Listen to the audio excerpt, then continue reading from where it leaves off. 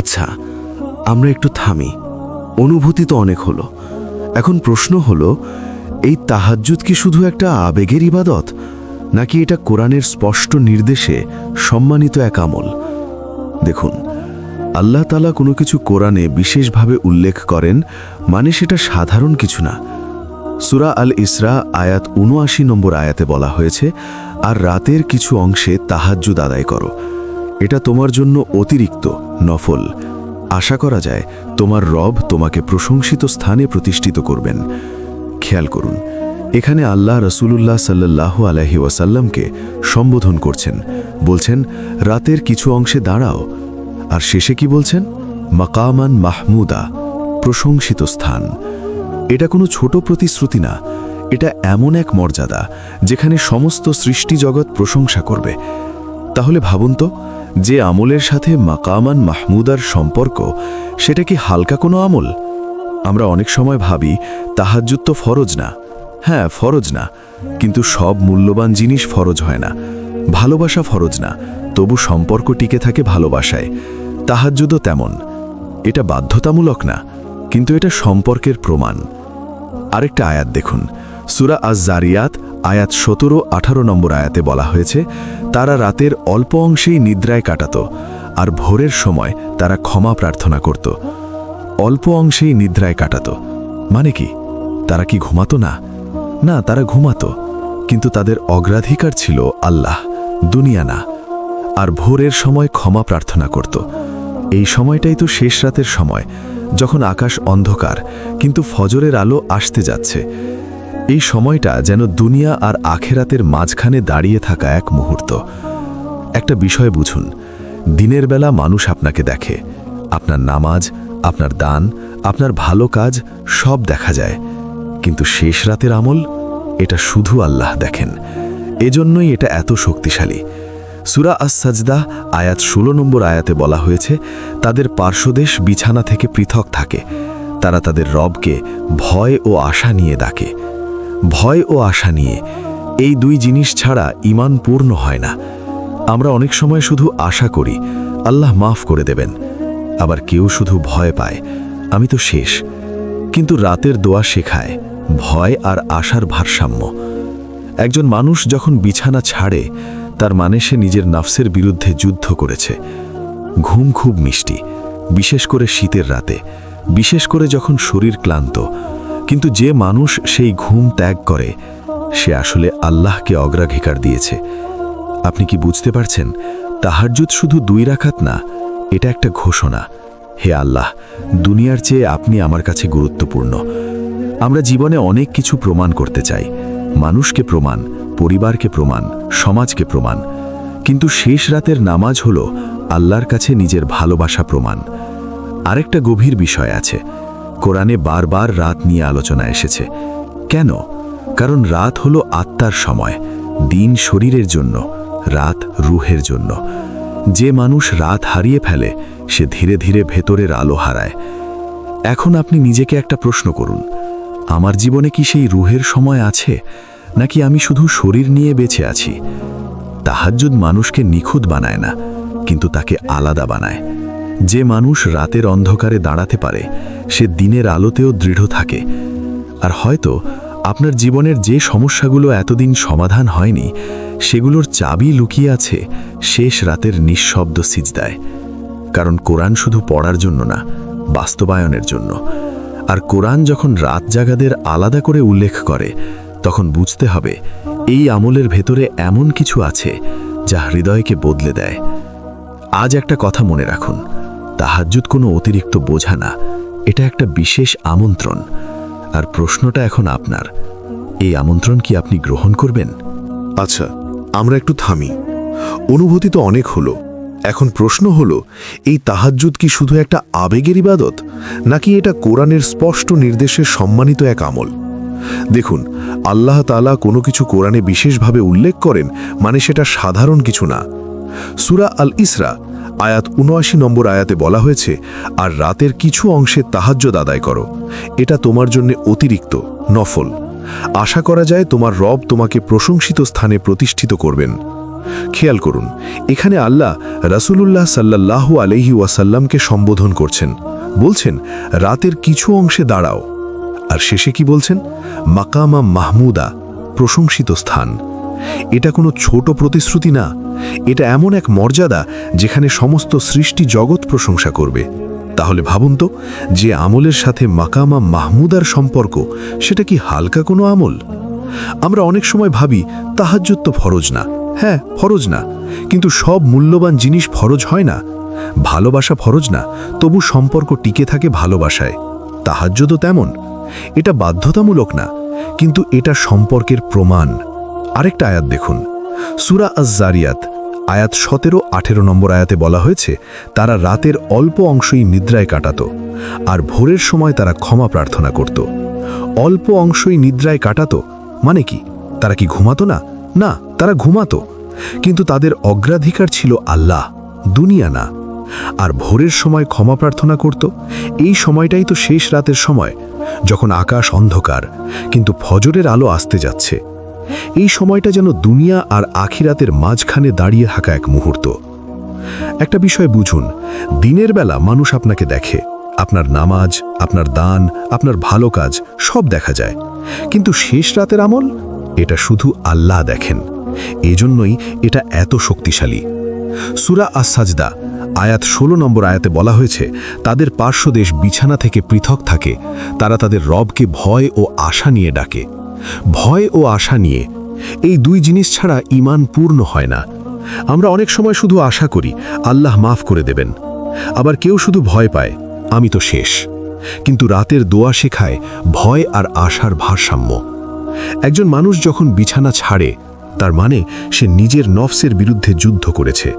ঘুম খুব মিষ্টি, বিশেষ করে শীতের রাতে, বিশেষ করে যখন শরীর ক্লান্ত।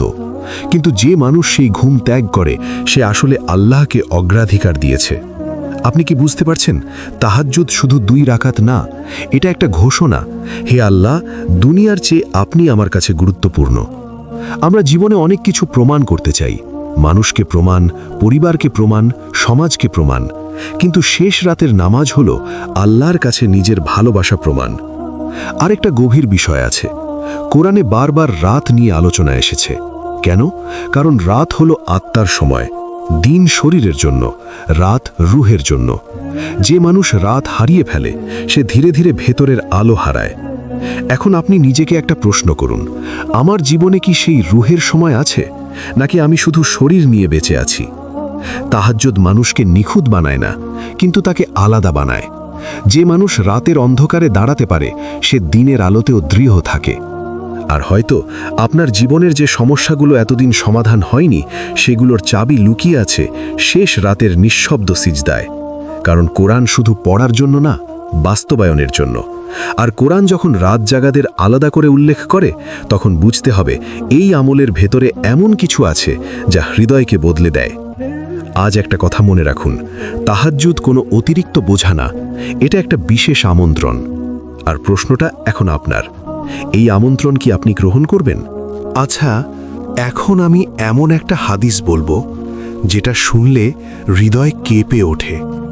ভাবুন তো, রাতের শেষ তৃতীয়াংশ, চারদিকে অন্ধকার, মানুষ গভীর ঘুমে। এই সময় কি ঘটে?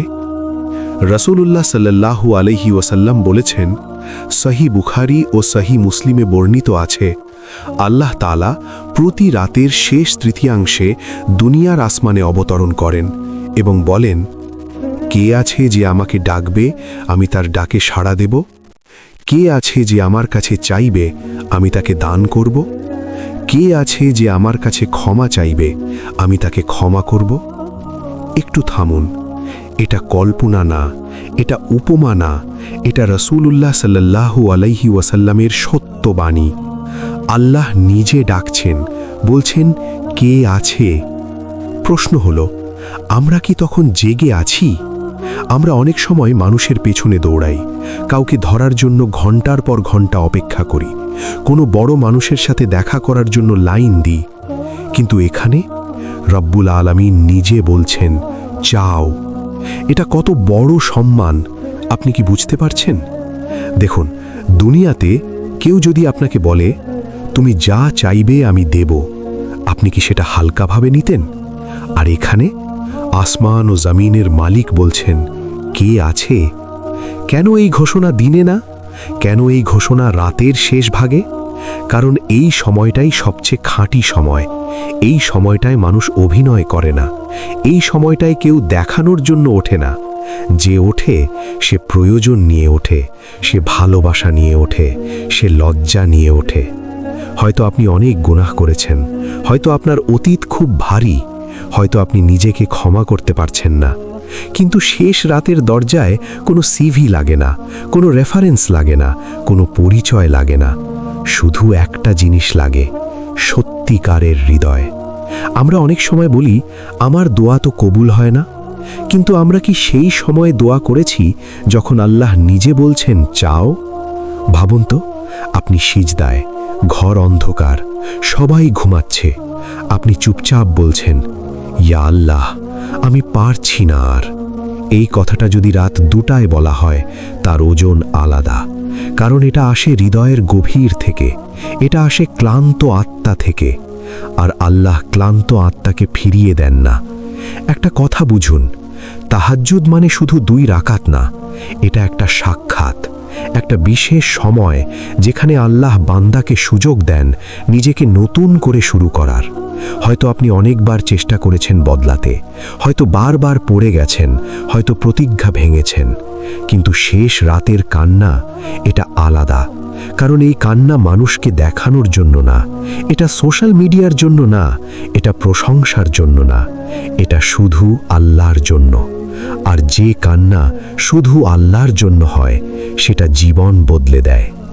আমি আপনাকে একটা প্রশ্ন করি, যদি আজ রাতেই আল্লাহ সেই ঘোষণা দেন, কে আছে?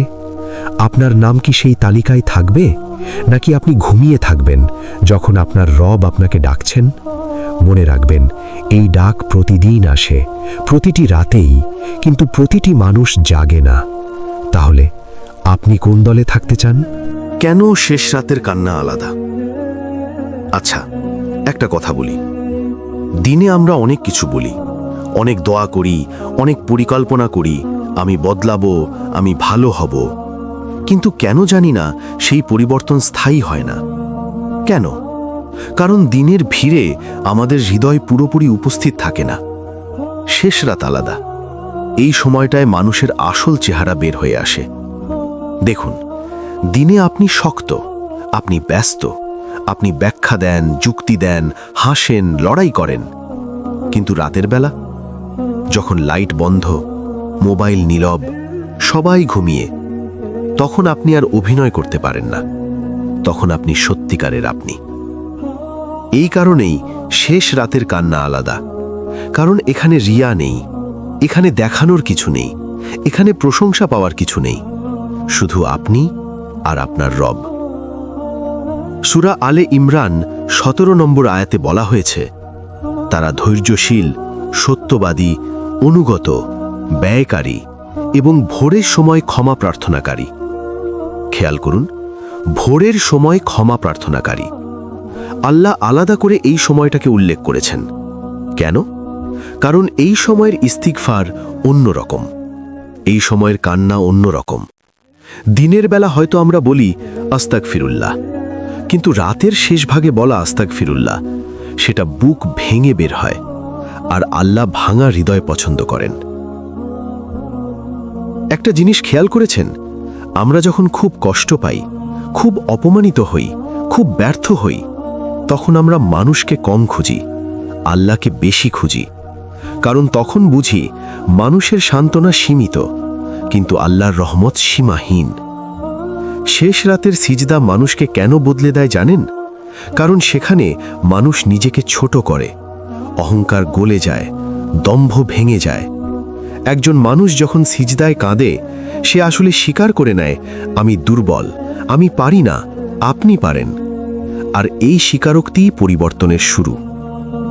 আমরা অনেক সময় বাইরের পরিবর্তন চাই, চাই রিজিক বাড়ুক, চাই সমস্যা দূর হোক, চাই সম্পর্ক ঠিক হোক, কিন্তু আল্লাহ আগে ভেতর বদলান, হৃদয় বদলান। আর হৃদয় বদলায় কখন? যখন সেটা নরম হয়। রাতের কান্না হৃদয়কে নরম করে। দিনের দোয়া অনেক সময় ঠোঁট থেকে বের হয়, রাতের দোয়া বের হয় অন্তর থেকে। এই জন্যই রাতের দোয়ার ওজন আলাদা।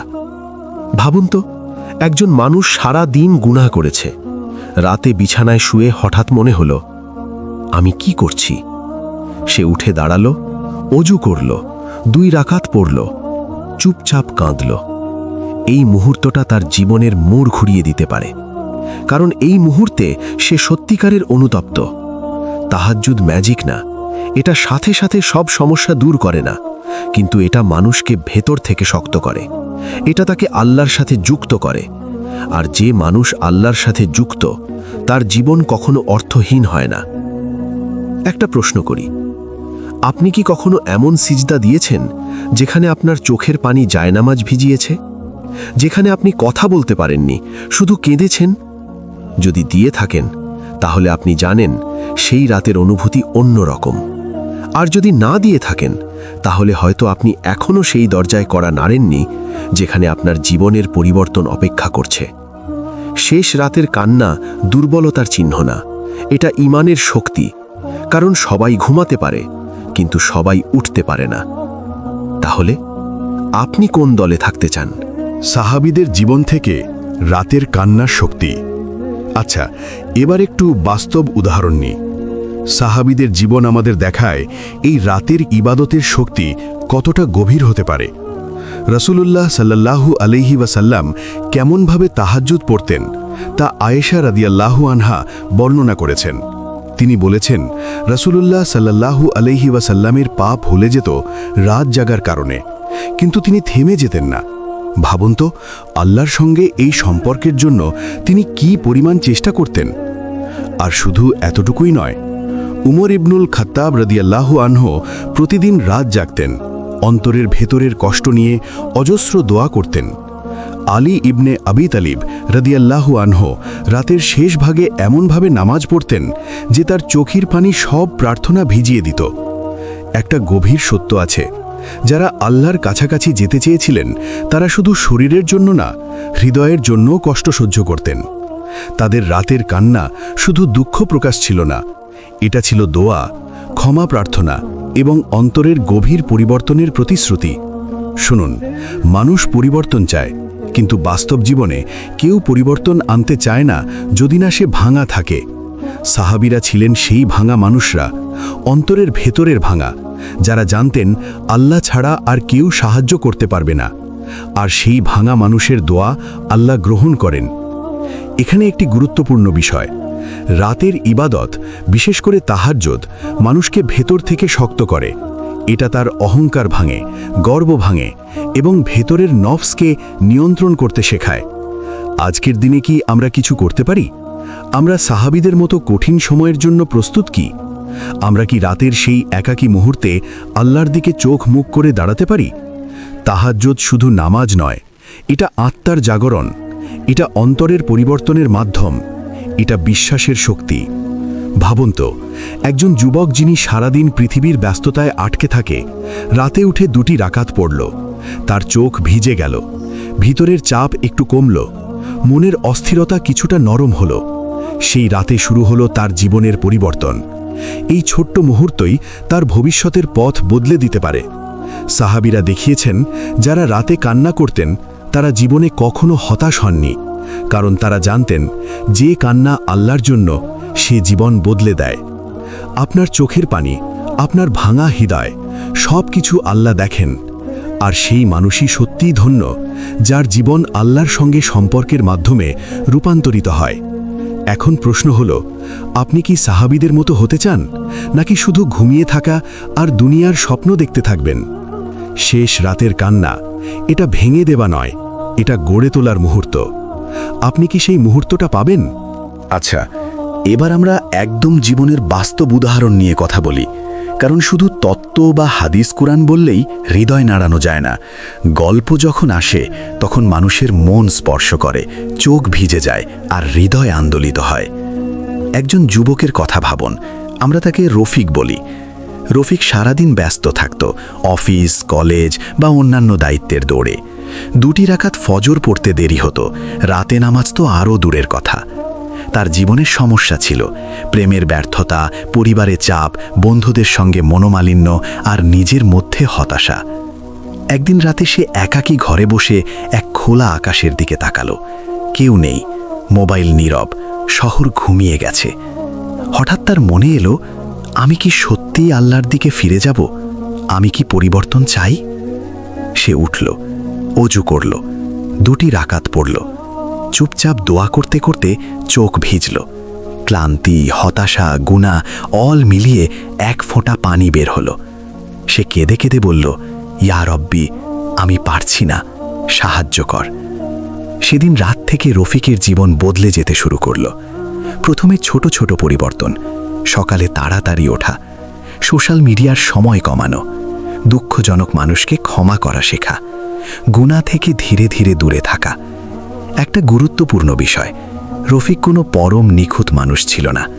সে ব্যর্থতাও করত, হতাশাও হতো, কিন্তু রাতের সেই একান্ত মুহূর্ত তার ভেতরের বদল এনেছিল। এটাই শেষ রাতের কান্নার শক্তি, এটাই তাহাজ্জুদের গুরুত্ব। একটি ছোট দোয়া, একটি ছোট সিজদা, কিন্তু জীবন বদলে দিতে পারে। আরেকটা গল্প ভাবুন, একজন নারী, আমরা তাকে সাবাহ বলি। সাবাহ সারাদিন সন্তানদের দেখাশোনা, রান্না, কাজের চাপের মধ্যে খোঁচা খেতে খেতে ক্লান্ত। একদিন রাত 1টায় এসে ঘুমোতে বসেছিল, কিন্তু মনে হলো আমার হৃদয় ভারী, আমি আল্লাহর কাছে যেতে চাই। সে উঠে নামাজ পড়ল, চোখের পানি নামল। সেই রাতের কান্না তার আত্মার জন্য নতুন আশা নিয়ে এলো। পরের মাসে সে দেখল মন শান্ত, হৃদয় নরম, সম্পর্কগুলো মসৃণ। দৈনন্দিন জীবনের চাপের মধ্যে তিনি শক্তি, কারণ তার শক্তি এসেছে আল্লাহর সঙ্গে রাতের সংযোগ থেকে। এখানে আমরা একটি গুরুত্বপূর্ণ শিক্ষা পাই। তাহাজ্জুদ কোনো অলস মানুষের জন্য কঠিন মনে হতে পারে। তাহাজ্জুদ কোনো ম্যাজিক না যা সাথে সাথে সব সমস্যা দূর করবে। কিন্তু এই রাতের ইবাদত আমাদের অন্তরকে শক্ত করে, আমাদের ভেতরের নফসকে নিয়ন্ত্রণ করতে শেখায়, আমাদের জীবনকে আল্লাহর দিকে ফিরে নিয়ে যায়। সুতরাং যদি আপনি মনে করেন আমার জীবন বদলানো সম্ভব নয়, আমি অনেক গুনাহ করেছি, আমি ক্লান্ত, তাহলে মনে রাখুন, রাতের 1 ফোঁটা কান্না, 1 ফোঁটা দোয়া, 1 সিজদা, এটাই আপনার জীবনকে নতুন দিশা দিতে পারে। শেষ রাতের কান্না শুধু দুর্বলতার চিহ্ন নয়, এটা বিশ্বাসের শক্তি, এটা জীবনের পরিবর্তনের সূচনা। এটা আপনাকে সেই পথে রাখে যেখানে আল্লাহই আপনার শক্তি, আপনার আশ্রয়, আপনার সহায়ক। একটা প্রশ্ন করি, আপনি কি সেই রফিক বা সাবাহ হতে চান, যিনি শেষ রাতে উঠে দাঁড়িয়ে আল্লাহর কাছে নিজের দুর্বলতা স্বীকার করে জীবন বদলানোর পথে হাঁটলেন? অথবা আপনি ঘুমিয়ে থাকবেন যখন আপনার রব আপনাকে ডাকছেন? সত্যিই ভাবুন, রাতের সেই একান্ত মুহূর্ত একবার হারালে পুনরায় পাওয়া যায় না, কিন্তু যদি সেই মুহূর্তে আপনি দাঁড়ান, আপনার জীবন বদলে যেতে শুরু করবে। শেষ রাতের কান্না, শেষ রাতের নামাজ, এটাই বাস্তব জাদু। আচ্ছা, এতক্ষণ আমরা কথা বললাম মর্যাদা নিয়ে, গল্প নিয়ে, আবেগ নিয়ে। এখন আসল প্রশ্নটা হলো, শুরু করব কিভাবে? অনেকেই এখানে থেমে যায়, শোনে, আবেগাপ্লুত হয়, তারপর ভাবে ইনশাআল্লাহ একদিন শুরু করব। কিন্তু সেই একদিন অনেক সময় আসে না। শুনুন, তাহাজ্জুদ শুরু করতে নিখুঁত হতে হবে না, বরং নিখুঁত হওয়ার জন্যেই তাহাজ্জুদ শুরু করতে হয়। 1, ছোট করে শুরু করুন। আপনি ভাবছেন পুরো 1 ঘন্টা দাঁড়াতে হবে? দীর্ঘ কিরাত, দীর্ঘ দোয়া না, 2 রাকাত, শুধু 2 রাকাত দিয়ে শুরু করুন। রাসূলুল্লাহ সাল্লাল্লাহু আলাইহি ওয়াসাল্লাম বলেছেন, আল্লাহর কাছে সবচেয়ে প্রিয় আমল হলো যা নিয়মিত, যদিও তা অল্প হয়। সহিহ বুখারী ও সহিহ মুসলিম। দেখলেন, অল্প হলেও নিয়মিত। আজ রাতেই ঠিক করুন, আমি 2 রাকাত পড়ব, শুধু 2। আগে ঘুম ঠিক করুন। অনেকেই বলে আমি উঠতে পারি না, কিন্তু রাত 1টা পর্যন্ত মোবাইল দেখলে কিভাবে উঠবেন? তাহাজ্জুদ মানে শুধু নামাজ না, এটা একটা সিদ্ধান্ত। আমি আমার জীবনের অগ্রাধিকার বদলাচ্ছি। একটু আগে ঘুমান। ঘুমানোর আগে নিয়ত করুন, ইয়া আল্লাহ, আপনি না জাগালে আমি উঠতে পারবো না। এই নিয়তি পরিবর্তনের শুরু। 3, অ্যালার্মের আগে হৃদয় জাগান। অ্যালার্ম বাজবে, কিন্তু আপনি কি উঠবেন? এই জায়গাটা খুব গুরুত্বপূর্ণ। প্রথম কয়েকদিন কষ্ট হবে, ঘুম টানবে, শয়তান বলবে আগামীকাল থেকে করো। এই মুহূর্তেই যুদ্ধ। এই যুদ্ধ জিতলেই আপনি বদলাতে শুরু করেছেন।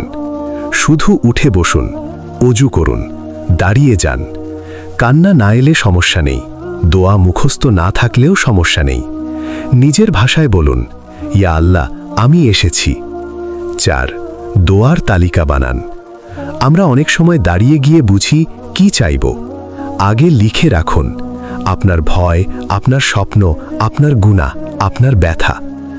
শেষ রাত হলো সেই সময় যখন আপনি সব খুলে বলবেন।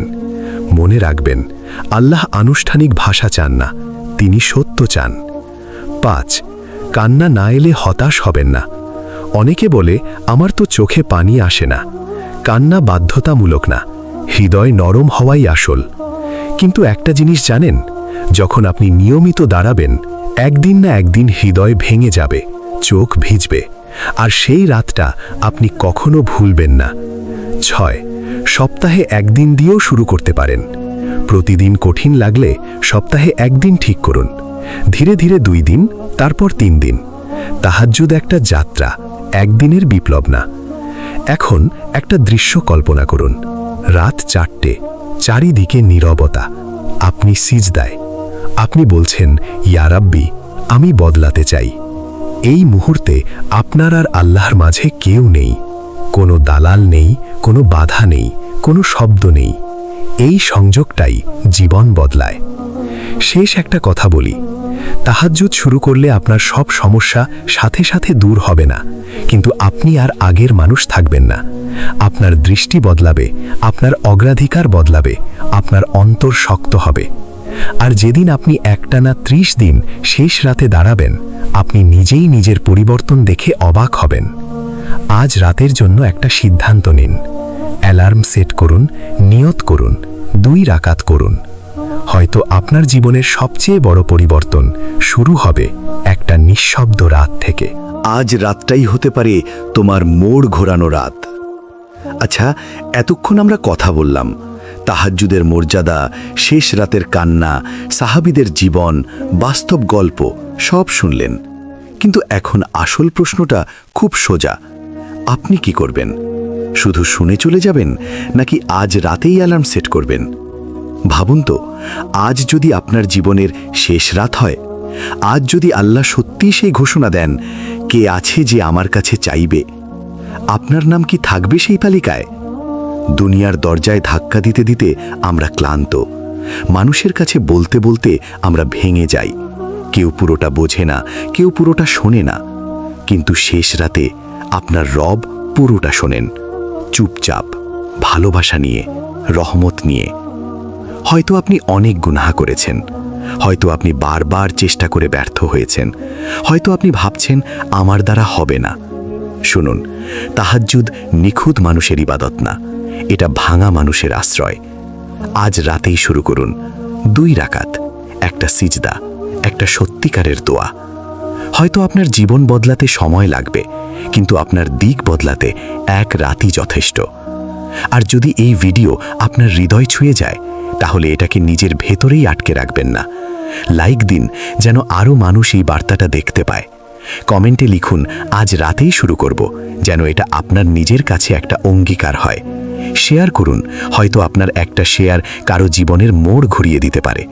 আর সাবস্ক্রাইব করুন সিরাত আত-তৌহিদ, যেন আমরা একসাথে এই পথে চলতে পারি, একে অপরকে মনে করিয়ে দিতে পারি।